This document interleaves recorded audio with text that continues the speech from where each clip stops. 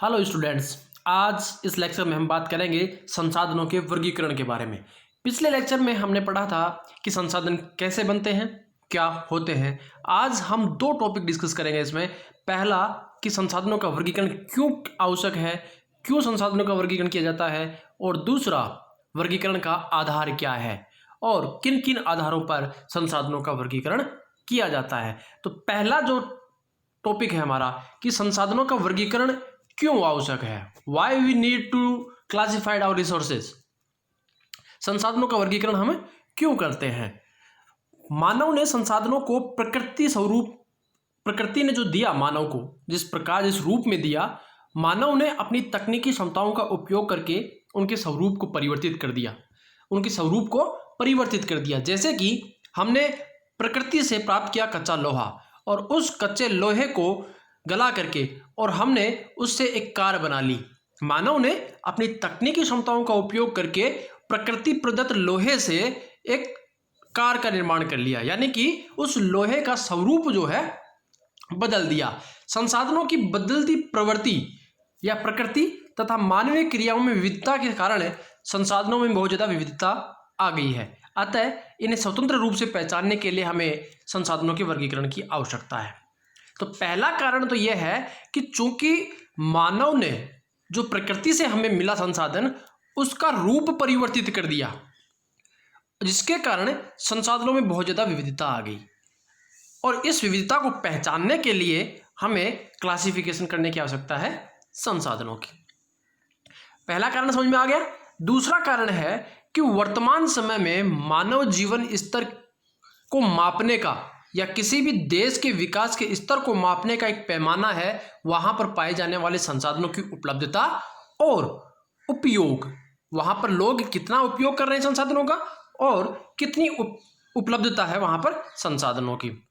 ये एक क्राइटेरिया हो गया किसी भी देश के विकास के पैमाने को मापने का, जिसके कारण एक अंधी दौड़ दुनिया में मची हुई है। इस अंधी दौड़ के कारण संसाधनों का अतिदोहन हो रहा है। इस अतिदोहन के कारण जो बहुत बहुमूल्य खनिज हैं वो लुप्त प्राय होते जा रहे हैं। तो ऐसे में एक पॉलिसीज बनाने के लिए किसी भी देश के संसाधनों की उपलब्धता और वास्तविक प्राप्ति कितनी है वहां पर और कितने समय तक उनका उपयोग किया जा सकता है, इन नीतियों को निर्माण करने के लिए हमें संसाधनों के वर्गीकरण की आवश्यकता है। तो दो कारण हैं, बहुत मुख्य कारण हैं जो संसाधनों के वर्गीकरण के लिए आवश्यक हैं। प्रकृति में उपलब्ध संसाधनों का उपयोग मनुष्य अपने जीवन स्तर की दशा सुधारने के लिए करता है। वर्तमान में किसी भी देश के विकास का पैमाना संसाधनों की उपलब्धता और उपयोग पर निर्भर करता है। मनुष्य संसाधनों का दोहन प्राचीन काल से करता आ रहा है, परंतु वर्तमान समय में भी संसाधन दोहन की दर बहुत तीव्र हो गई है। ऐसे में पोषणीय विकास की आवश्यकता महसूस की जाने लगी तथा वर्तमान समय में इसे आनुपातिक उपयोग हेतु इन्हें वर्गीकृत करने की योजनाएं बनाए जाने लगी। क्योंकि बहुत तेजी से संसाधनों का दोहन किया जा रहा है, इसलिए आवश्यक है कि एक सस्टेनेबल मैनर से उनका उपयोग हम करें। संसाधनों का सस्टेनेबल डेवलपमेंट किस प्रकार से हो, इसलिए वर्तमान समय में इनके आनुपातिक उपयोग की, यानी कि वर्तमान समय में हमारी आवश्यकताएं कितनी हैं, उन आवश्यकताओं का दोहन नहीं करना, हमें उनको संकुचित नहीं करना, उनका उपयोग करना है। लेकिन हमें यह भी ध्यान रखना है कि आने वाली पीढ़ियों के लिए भी वो संसाधन उपलब्ध हो सकें। इसलिए हमें एक सस्टेनेबल मैनर की आवश्यकता है ताकि हम संसाधनों का बेहतर तरीके से उपयोग कर सकें, और इसलिए हमें संसाधनों के वर्गीकरण की आवश्यकता महसूस की गई। संसाधनों के वर्गीकरण किस आधार पर किया जाता है? तो मुख्य रूप से संसाधनों का वर्गीकरण अनेक तरीके से हम कर सकते हैं। संसाधन अनेक प्रकार के होते हैं जिनके वर्गीकरण के आधार भी अलग अलग होते हैं। जैसे स्वामित्व के आधार पर, जैसे व्यक्तिगत संपत्ति, मेरा स्वास्थ्य मेरा व्यक्तिगत संपत्ति है, मेरा शरीर मेरा व्यक्तिगत संपत्ति है। राष्ट्रीय संपत्ति, किसी राष्ट्र की सीमा के भीतर जो भी संसाधन पाए जाते हैं वो राष्ट्रीय संपत्ति होते हैं। इसी प्रकार से कुछ अंतर्राष्ट्रीय संपत्ति जो होती हैं, जैसे महाद्वीप, महासागर, ये सभी क्या हैं? अंतर्राष्ट्रीय संपत्तियां होती हैं, संसाधन होते हैं, अंतर्राष्ट्रीय संसाधन होते हैं। तो एक तो स्वामित्व के आधार पर भी हम संसाधनों का वर्गीकरण कर सकते हैं। दूसरा, उपलब्धता के आधार पर भी हमें संसाधनों का वर्गीकरण करते हैं, जैसे कि सर्वत्र उपलब्ध संसाधन। कौन कौन से ऐसे संसाधन हैं जो सभी जगह उपलब्ध होते हैं? जैसे वायु, जल, ये ऐसे संसाधन हैं जो सभी जगह पर उपलब्ध होते हैं। सूर्य का प्रकाश भी संसाधन है, सूर्य तप भी एक जो है संसाधन है और वो सभी जगह उपलब्ध है। तो इस सर्वत्र उपलब्ध संसाधन कुछ होते हैं। इसके अलावा कुछ सामान्य उपलब्ध संसाधन होते हैं, जैसे कृषि भूमि, मृदा, चारागाह भूमि। ये सभी क्या है, ये सामान्यतः उपलब्ध होते हैं। लगभग हर जगह पर इनकी उपलब्धता आपको मिल जाती है। फिर तीसरा आता है सीमित उपलब्धता वाले संसाधन। सीमित उपलब्धता वाले जैसे कि बहुत जो महत्वपूर्ण खनिज हैं, जैसे सोना है, चांदी है, यूरेनियम है, ये कुछ ब्लॉक्स में ही पाए जाते हैं। दुनिया में हर जगह इनकी उपलब्धता नहीं पाई जाती है, कुछ सीमित क्षेत्रों में इनकी उपलब्धता पाई जाती है। और कुछ ऐसे संसाधन होते हैं जो बहुत संकेंद्रित होते हैं, जैसे कि केरल के तट पर थोरियम पाया जाता है। केरल के तट पर थोरियम पाया जाता है। दुनिया में बहुत कम ऐसी जगह हैं जहां पर थोरियम पाया जाता है। एग्जाम्पल के तौर पर केरल का जो तटवर्ती क्षेत्र है वहां पर थोरियम पाया जाता है। थोरियम एक प्रकार का खनिज है। तो संकेंद्रित खनिज होते हैं, संकेंद्रित संसाधन होते हैं। तो उपलब्धता के आधार पर सर्वत्र उपलब्ध, सामान्य उपलब्ध, सीमित उपलब्ध और संकेंद्रित संसाधन होते हैं। परंतु एक होलिस्टिक व्यू में हम बात करें तो सर्वमान्य आधारों पर हम बात करें तो संसाधनों को मुख्य रूप से हम 3 आधारों पर विभाजित कर सकते हैं। पहला है उपयोग की सततता के आधार पर। उपयोग की सततता के आधार पर किसी भी संसाधन के उपयोग की एक अवधि होती है। एक निश्चित अवधि तक कोई संसाधन उपयोगी होता है। तो किसी भी संसाधन के उपयोग की एक निश्चित अवधि होती है। कुछ संसाधन थोड़ी अवधि में समाप्त हो जाते हैं, जबकि कुछ संसाधन बहुत अधिक लंबे समय तक चलते रहते हैं। इस प्रकार उपयोग की निरंतरता के आधार पर कई प्रकार से हम संसाधनों को बांट सकते हैं, जैसे नवीनीकरणीय संसाधन, अनवीकरणीय संसाधन, चक्रीय संसाधन। ये उपयोग की सततता के आधार पर संसाधनों का वर्गीकरण होता है। दूसरा है उत्पत्ति के आधार पर संसाधन। उत्पत्ति किस प्रकार से हुई? विभिन्न प्रकार के संसाधन अलग अलग अवस्थाओं में उत्पन्न होते हैं, इस पर उत्पत्ति के आधार पर संसाधनों को कई श्रेणियों में बांटा जा सकता है, जैसे जैविक संसाधन, अजैविक संसाधन। भौतिक या जैविक संसाधन परस्पर एक दूसरे संबंधित होते हैं। स्वयं मानव जो है एक जैविक संसाधन है जो पृथ्वी के विभिन्न स्थल रूपों में परिवर्तित करते हुए क्रियाशील रहता है। तो जैविक संसाधन और अजैविक संसाधन, उत्पत्ति के आधार पर हम मुख्य रूप से 2 भागों में संसाधनों को विभाजित कर सकते हैं। तीसरा है उद्देश्य के आधार पर।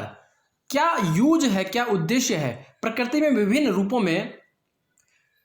रूपों में वितरित संसाधनों का दोहन विभिन्न उद्देश्यों की पूर्ति के लिए किया जाता है। तो उद्देश्य के आधार पर जैसे ऊर्जा संसाधन हो गए, कच्चा माल आधारित संसाधन, खनिज संसाधन है, वनस्पति है, कृषि संसाधन है, खाद्यान्न संसाधन है। इस प्रकार से उद्देश्य के आधार पर। तो उपयोग की सततता के आधार पर, यानी कि कितने लंबे समय तक कोई संसाधन उपलब्ध है। दूसरा उत्पत्ति के आधार पर, जैविक या अजैविक कौन सा संसाधन है, किस प्रकार का संसाधन है। तीसरा उद्देश्य के आधार पर, क्या पर्पज है उसका, कृषि उद्योगों के लिए आवश्यकता है, खनिज उद्योगों के लिए आवश्यकता है, खाद्यान्न पदार्थों के लिए वो उपयोगी है। तो इस प्रकार से 3 मोटे तौर पर सर्वमान्य आधारों पर हम संसाधनों का वर्गीकरण कर सकते हैं, उपयोग की सततता, उत्पत्ति के आधार पर और उद्देश्य के आधार पर। उपयोग की सततता के आधार पर संसाधनों को मुख्य रूप से 3 भागों में विभाजित किया जा सकता है। उपयोग की सततता यानी कि कितने समय तक संसाधन उपयोगी हो सकता है, समय की अवधि कितनी है किस संसाधन के लिए, इसके आधार पर हम 3 भागों में संसाधनों को बांट सकते हैं। एक होता है नवीनीकरणीय संसाधन। परिभाषा समझने की कोशिश करना कि नवीनीकरण संसाधन क्या होता है। इस श्रेणी में वे सभी संसाधन आते हैं जिनको पुनः उत्पादित किया जा सकता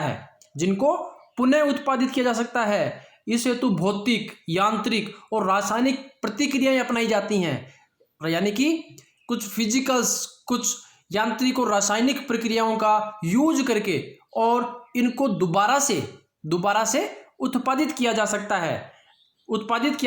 है। तो ये संसाधन कैसे होंगे? ये कभी समाप्त नहीं होंगे। लेकिन याद रखना, कब समाप्त नहीं होंगे? जब इनका यूज हम धारणीय पुनरावृत्ति संभव है, इनकी केवल धारणीय पुनरावृत्ति संभव है।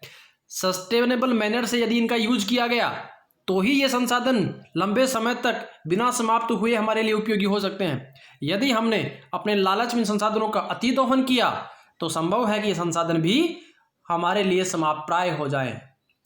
जैसे हवा, यदि हमने हवा का दुरुपयोग किया, हमने हवा का बहुत ज़्यादा प्रदूषण कर दिया, तो जरूरी नहीं है कि हमें शुद्ध हवा मिले ही फिर।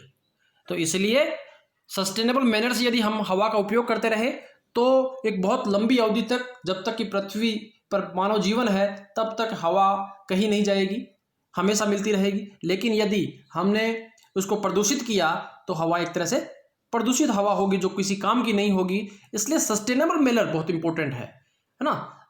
इनका यदि जीवन धारणीय पुनरावृत्ति संभव, केवल इनकी धारणीय पुनरावृत्ति संभव है, सस्टेनेबल तरीके से यूज करते रहे तो इनकी पुनरावृत्ति भी संभव है। यदि हमने अपने लालच के कारण से इनका उपयोग करना शुरू कर दिया, अति दोहन करना शुरू कर दिया तो ये एक दिन समाप्त हो जाएंगे। उसी प्रकार से जल है, जल प्रदूषित हो रहा है। इसी के अलावा जो ग्राउंड वाटर लेवल है वो डिप्लेट करता जा रहा है लगातार, आप देख रहे हैं, क्योंकि जल का अतिदोहन हुआ, लगातार अतिदोहन हुआ, जिसके परिणाम स्वरूप जल बहुत नीचे चला गया। 71% एरिया ऑफ अर्थ यानी कि पृथ्वी के 71% भाग पर जल है, लेकिन जो पीने योग्य पानी है, जो स्वच्छ जल है, वो केवल मात्र 3% है। लेकिन वो भी मानव जीवन के लिए पर्याप्त है यदि हमने उसका सही तरीके से उपयोग किया, सस्टेनेबल मैनर से उसका उपयोग किया तो उसकी भी पुनरावृत्ति संभव है। जैसे कि ग्राउंड वाटर जो है, यदि उसकी पुनरावृत्ति तभी संभव है जब उसका तरीके से उपयोग करते रहें। यदि रिचार्ज नहीं हो रहा और हम दोहन ज्यादा कर रहे हैं तो एक दिन वो खत्म हो जाएगा। तीसरा है मृदा। नवीनीकरण संसाधनों में तीसरा महत्वपूर्ण जो संसाधन है वो है मृदा। मृदा का रिनोवेशन होता रहता है, हमेशा मृदा जो है, नवीन मृदा का निर्माण होता रहता है। आपने जलोढ़ मृदा के बारे में सुना होगा कि नदियां किस प्रकार से मृदा लेकर आती हैं और जमा करती रहती है, नवीन मृदा का क्षेत्र बनता रहता है। लेकिन यदि मृदा का भी हमने गलत उपयोग किया, यदि मृदा को प्रदूषित किया, मृदा का अपरदन अधिक हुआ, तो मृदा को निर्माण होने में समय लगता है। यदि वो समय उसे नहीं मिला तो मृदा खत्म हो जाएगी, मृदा की उपयोगिता खत्म हो जाएगी, उसकी जो उपलब्धता है, जो उसकी उपजाऊपन है, वो लगातार खत्म हो जाएगा। तो नवीनीकरण संसाधन ऐसे संसाधन हैं जो वास्तव में असमाप्य हैं यदि उनका उपयोग हम सस्टेनेबल मैनर से करते रहें तो। क्लियर है? उदाहरण के तौर पर हवा, जल और मृदा। दूसरा है अनवीकरणीय संसाधन, नॉन रिन्यूएबल रिसोर्सेज। संसाधनों के सतत उपयोग की श्रेणी में ऐसे संसाधन जिनका एक बार दोहन करने के उपरांत पुनर्पूर्ति संभव नहीं है, रिस्टोरेशन संभव नहीं है इनका। ये नॉन रिन्यूएबल है, एक बार यदि इनका उपयोग कर लिया तो दोबारा से ये बनेंगे नहीं, दोबारा से हम इनका निर्माण नहीं कर सकते। तो इसकी मात्रा क्या होगी? सीमित मात्रा में होंगे, निर्माण की अवधि इनकी लंबी होती है। अतः इस श्रेणी में संसाधनों का दोहन तीव्र गति से करने पर ये समाप्त हो जाते हैं। जितने भी भूगर्भिक खनिज हैं वो नॉन रिन्यूएबल खनिजों में आते हैं। जितने भी भूगर्भिक खनिज हैं, जैसे खनिज तेल है, लोहा है, तांबा है, जस्ता है, ये सारी चीजें नॉन रिन्यूएबल है। कोयला है, यदि एक बार आपने कोयले का उपयोग कर लिया, अतिदोहन कर लिया, यदि कोयले का आपने एक बार उपयोग कर लिया तो दोबारा से कोयला वहां पर नहीं होगा, क्योंकि लाखों करोड़ों वर्षों में ये खनिज बनते हैं, कई पीढ़ियां, कई शताब्दियां इनमें गुजर जाती हैं। तो ऐसे में यदि एक बार इनका उपयोग कर लिया तो हम अपने जीवन में तो कम से कम उन संसाधनों को पुनः नहीं देख पाएंगे। तो नॉन रिन्यूएबल रिसोर्सेज ऐसे संसाधन जिनकी पुनर्पूर्ति यानी कि रिस्टोरेशन संभव नहीं है, सीमित मात्रा में होते हैं और पुनर्निर्माण इनकी बहुत लंबी अवधि होती है। हम अपने जीवन में इसको पुनर्निर्माण हम देख नहीं सकते, इसलिए ये समाप्त प्राय हैं। उदाहरण के तौर पर जितने भी भूगर्भिक खनिज हैं, खनिज तेल है, कोयला है, पेट्रोल है, प्राकृतिक गैस है, तांबा, बॉक्साइड, यूरेनियम, थोरियम, ये सभी संसाधन जो हैं नॉन रिन्यूएबल रिसोर्सेज हैं, नॉन रिन्यूएबल रिसोर्सेज है। तीसरा है चक्रीय संसाधन या रिसाइकेबल रिसोर्सेज, रिसाइक्लेबल रिसोर्सेज। जैसे कि पृथ्वी पर कुछ ऐसे संसाधन पाए जाते हैं जिनका बार बार उपयोग हम कर सकते हैं, बार बार हम उपयोग कर सकते हैं।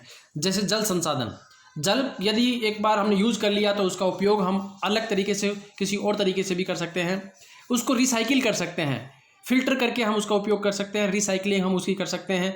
कागज़ है, कागज़ का भी हम उपयोग जो है रिसाइकलिंग कर सकते हैं। प्लास्टिक है, प्लास्टिक का भी उपयोग हम रिसाइकलिंग कर सकते हैं।